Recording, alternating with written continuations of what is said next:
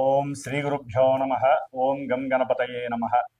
వాగర్ధావివ సంపృక్తో వాగర్ధ ప్రతిపత్తయే జగతః పితరో వందే పార్వతీ పరమేశ్వరో. ఉమామహేశ్వరాభ్యాం నమః. ఆదిత్యాయ చ సోమాయ మంగళాయ బుధాయ చ గురుశుక్రశనేభ్యశ్చ రాహవే కేతవే నమః. సూర్యాది నవగ్రహ దేవతాయై నమః. వీక్షిస్తున్నటువంటి ప్రేక్షకులందరికీ కూడా మీనరాశిలోకి ఈ మార్చి 14వ తేదీ నుండి కూడా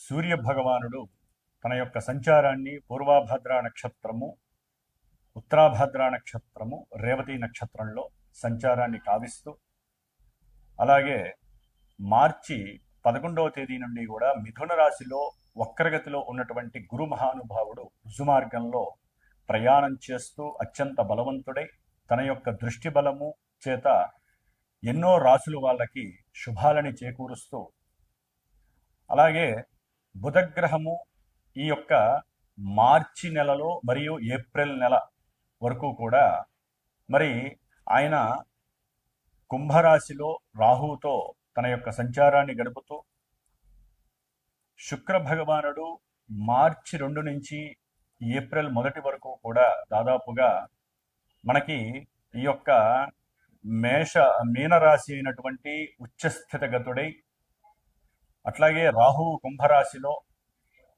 కేతువు సింహరాశిలో, అలాగే కుజ భగవానుడు రాహువుతో కలిసి దాదాపుగా ఏప్రిల్ 1వ తేదీ వరకు కూడా కుంభరాశిలో సంచారం చేస్తూ, మీనరాశిలో ఉన్నటువంటి శని భగవానుడితో ఏప్రిల్ 2వ తారీఖు నుండి కూడా తన యొక్క ప్రయాణాన్ని ఆచరిస్తూ చేస్తూ ఉన్నాడు. ముఖ్యంగా ఈ యొక్క సూర్యుడు మీనరాశిలో ప్రవేశించే సమయాన్ని మనము మీన సంక్రమణము అంటారు.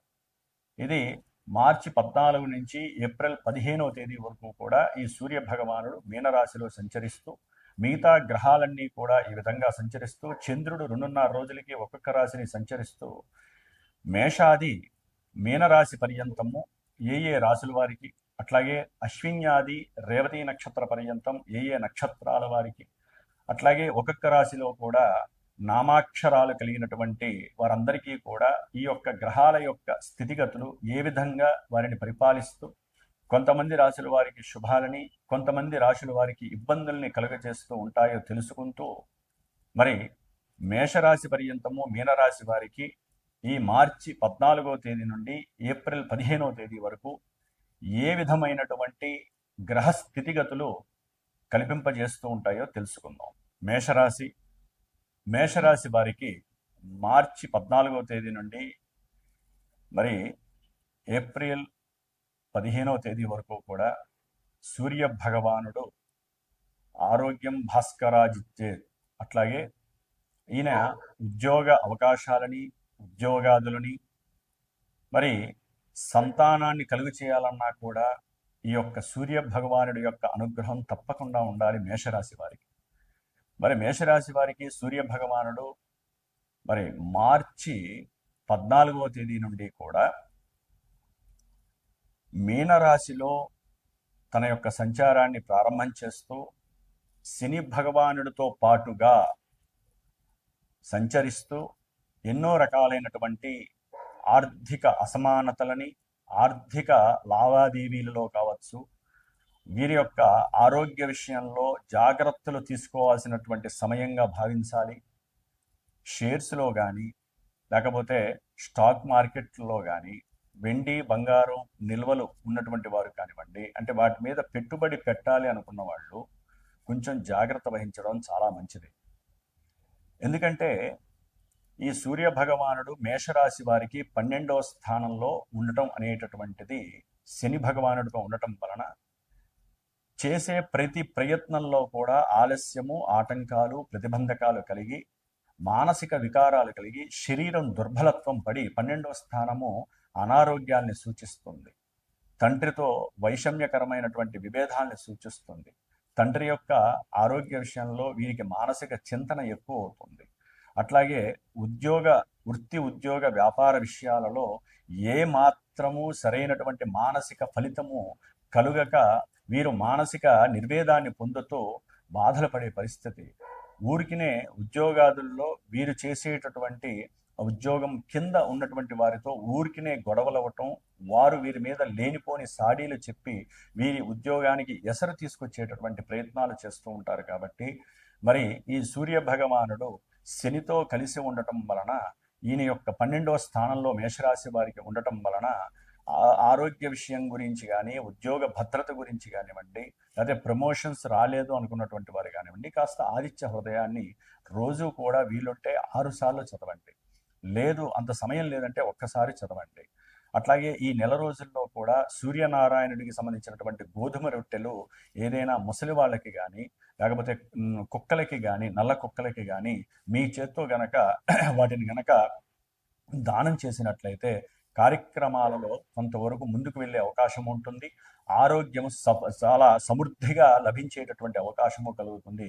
ప్రతినిత్యము కూడా సూర్యనారాయణుడు వంక చూస్తూ ఆయనకి చేతులెత్తి జోడించి మరి సూర్యుడికి సంబంధించినటువంటి 12 నామాలు ఉంటాయి. ఆ 12 నామాలని కనుక చదువుతూ సూర్య నమస్కారాలు చేసుకున్నట్లయితే దీర్ఘకాలిక అనారోగ్య సమస్యలు ఎవరైతే ఇబ్బంది పడుతున్నారో వారందరికీ ఆరోగ్యాన్ని ఆయన ప్రసాదిస్తాడు. ఇక కుజ భగవానుడు, ఈ కుజుడు దాదాపుగా ఏప్రిల్ 1వ తేదీ 2వ తేదీ వరకు కూడా రాహుతో కలిసి లాభంలో ఉంటూ వీరికి ఉన్నటువంటి కొన్ని ఆకస్మికంగా కలిగాల్సినటువంటి కొన్ని పనుల యందు ఉత్సాహంతో చేసేసుకునే శక్తిని ఇస్తున్నప్పటికీ కాస్త ఇది సర్పదోష ప్రభావం వలన కొంత ఆటంకాలు కూడా ఇబ్బంది పడే అవకాశం ఉంటుంది.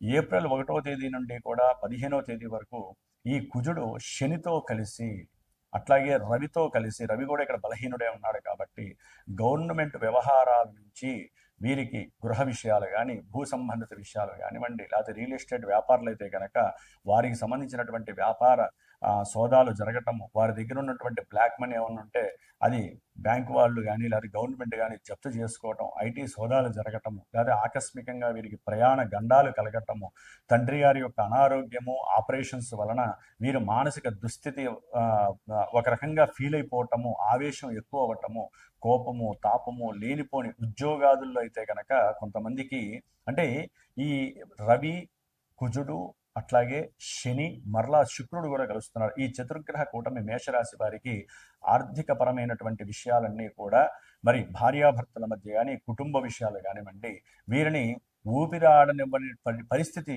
తీసుకొచ్చే అవకాశాలు ఎక్కువగా ఉన్నాయి.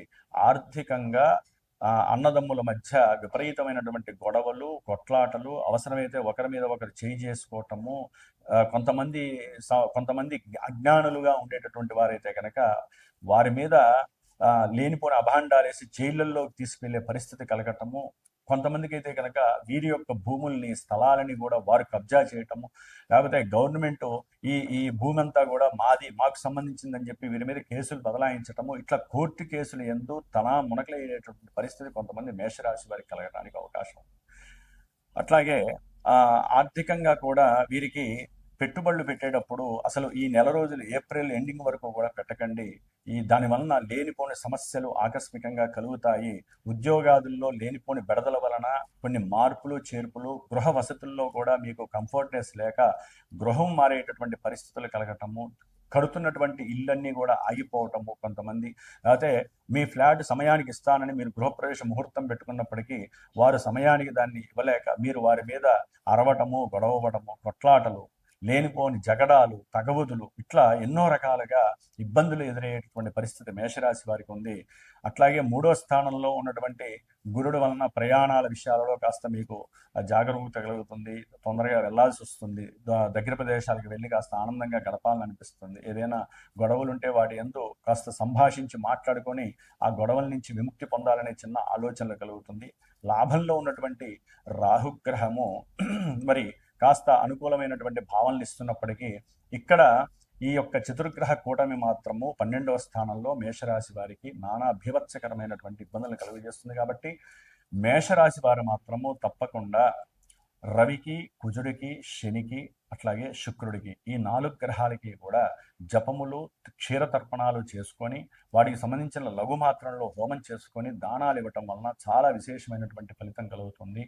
ముఖ్యంగా వివాహ విషయంలో చాలా అపశృతులు, వివాహ సందర్భ విషయాలలో మీరు అనుకున్న దానికన్నా ఇంకా 100 రూపాయలు ఖర్చు ఎక్కువయ్యే పరిస్థితులు అవ్వటము, అట్లాగే కొంతమంది వివాహం దగ్గర దాకా వచ్చి ఆగిపోయే పరిస్థితులు కలగటము, ఇవన్నీ కూడా ఎన్నో రకాలైనటువంటి అనుకోని సడన్ సంఘటనలు మిమ్మల్ని దిగ్భ్రాంతికి గురి చేసే అవకాశం ఉంటుంది. ఆరోగ్య విషయంలో జాగ్రత్త.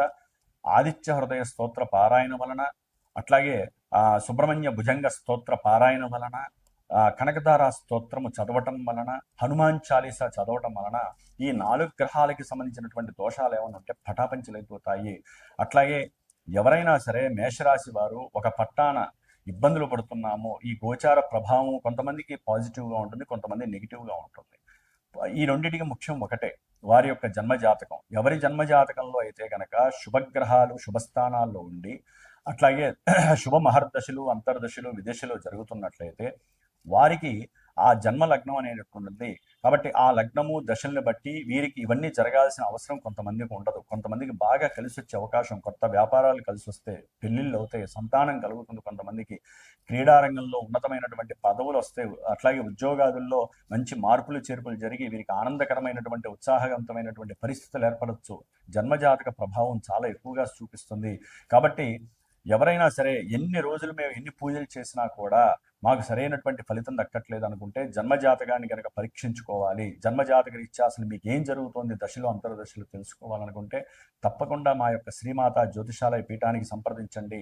అట్లాగే దాదాపుగా మొన్న మార్చి 1వ తేదీ నుండి మే 10వ తేదీ వరకు కూడా కుజరాహు కేతువుల యొక్క సర్పదోష ప్రభావానికి, అట్లాగే రేపు ఏప్రిల్ 1 నుంచి దాదాపు మే 10 వరకు కుజశనుల యొక్క ప్రభావం చాలా తీవ్రతరంగా ఉంటుంది మేషరాశి వారికి.